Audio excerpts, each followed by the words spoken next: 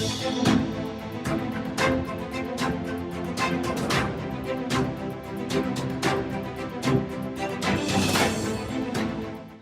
लोकसभा चुनाव से पहले इंडी गठबंधन में विपक्षी दलों के बीच इतने मनमुटाव और अंतर्कलह देखने को मिल रहा है कि अब ये सवाल उठने लगा है कि क्या इंडी गठबंधन टूट जाएगा।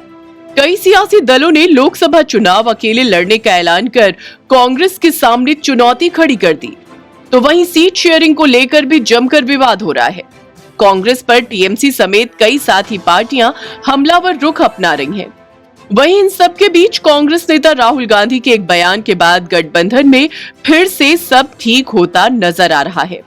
दरअसल राहुल ने शुक्रवार 2 फरवरी को कहा कि उनकी पार्टी पश्चिम बंगाल में सत्तारूढ़ टीएमसी के साथ लोकसभा चुनाव के लिए सीट बंटवारे की व्यवस्था पर चर्चा कर रही है और जल्द ही इस पर समाधान निकाल लिया जाएगा। आपको बता दें कि राहुल गांधी ने गुरुवार को भारत जोड़ो यात्रा के दौरान पश्चिम बंगाल में पार्टी के डिजिटल मीडिया योद्धाओं के साथ बातचीत के दौरान ये टिप्पणी की। ये पूछे जाने पर कि राज्य में कांग्रेस के लिए एक भी लोकसभा सीट छोड़ने की अनिच्छा के बावजूद कांग्रेस टीएमसी अध्यक्ष ममता बनर्जी को महत्व क्यों दे रही है, जिस पर राहुल ने जवाब देते हुए कहा कि न तो ममता जी ने ऐसा कहा है और न ही कांग्रेस ने गठबंधन छोड़ा है। इससे पहले ममता ने गुरुवार को नदिया जिले में एक सरकारी कार्यक्रम को संबोधित करते हुए कहा था कि उनकी पार्टी राज्य में आगामी लोकसभा चुनावों के लिए कांग्रेस के साथ गठबंधन करने की इच्छुक थी, लेकिन कांग्रेस ने उनके प्रस्ताव को अस्वीकार कर दिया। उन्होंने कहा, हम गठबंधन करना चाहते थे लेकिन कांग्रेस सहमत नहीं थी। उन्होंने चुनाव में बीजेपी की मदद के लिए सीपीआईएम के साथ हाथ मिलाया है। हम ही हैं जो देश में बीजेपी से लड़ सकते हैं। ममता बनर्जी ने विश्वास जताया कि लोकसभा चुनाव में बीजेपी को करारी मात मिलेगी।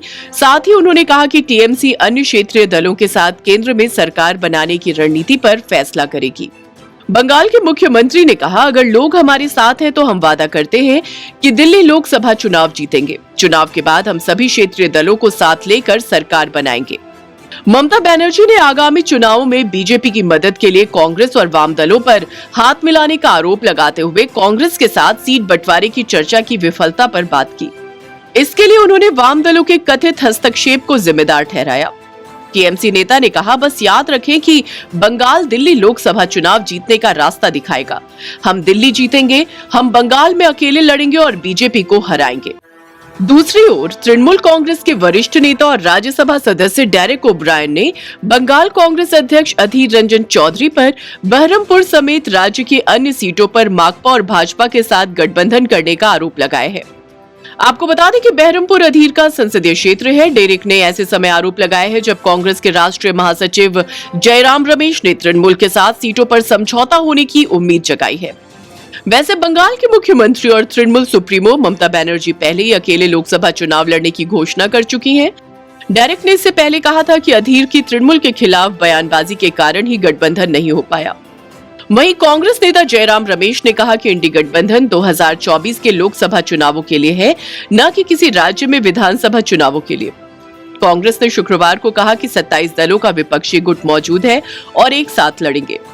आपको बता दें कि बिहार के मुख्यमंत्री नीतीश कुमार के नेतृत्व वाली जदयू हाल ही में विपक्षी गुट को छोड़कर भाजपा के नेतृत्व वाले राजग में शामिल हो गई, जिससे ये 27 दलों का गठबंधन बन गया।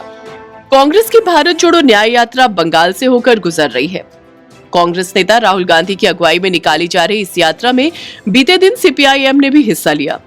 सीपीआईएम के पश्चिम बंगाल सचिव मोहम्मद सलीम ने यात्रा में हिस्सा लेते हुए भाजपा पर देश को बांटने का आरोप लगाया। उन्होंने कहा कि देश न्याय और अन्याय के बीच बटा हुआ है।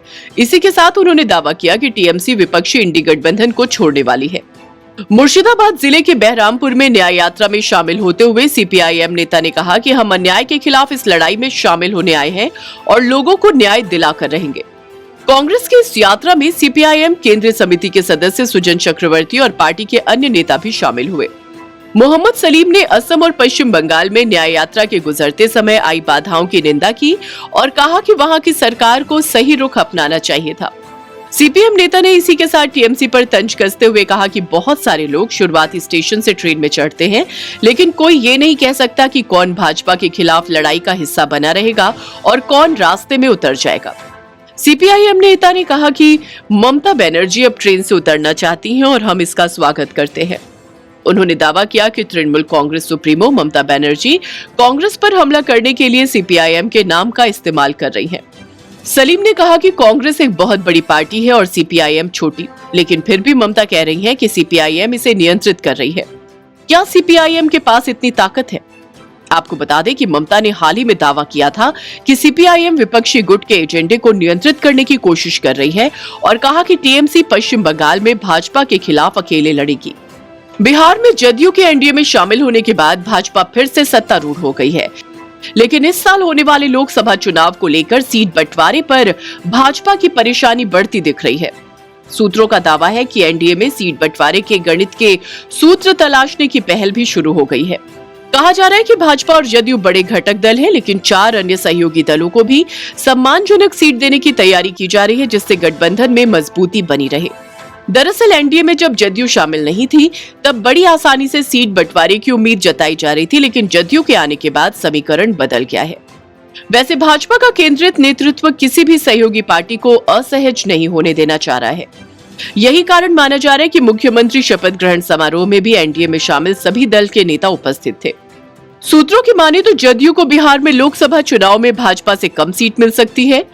जानकारी के मुताबिक बिहार में लोकसभा की कुल 40 सीटें हैं। इनमें भाजपा 17 से 18 सीटों पर लड़ना चाहती है, जबकि जदयू को 14 से 15 सीटें दी जा सकती हैं। भाजपा के फिलहाल 17 और जदयू के 16 सांसद हैं। लोजपा के 2 गुट चिराग पासवान और पशुपति कुमार पारस की पार्टी के पास भी 6 सांसद हैं। दोनों दलों में सीटों का बंटवारा इसी अनुपात में होने की संभावना है। जीतन राम मांझी की पार्टी हिंदुस्तान अवाम मोर्चा और उपेंद्र कुशवाहा की पार्टी रालोजपा भी एनडीए में शामिल है। ऐसे में इन्हें भी 3 से 4 सीट मिल सकती है। अगर आपको हमारा ये वीडियो पसंद आया हो तो इसे लाइक, शेयर और चैनल को सब्सक्राइब जरूर करें।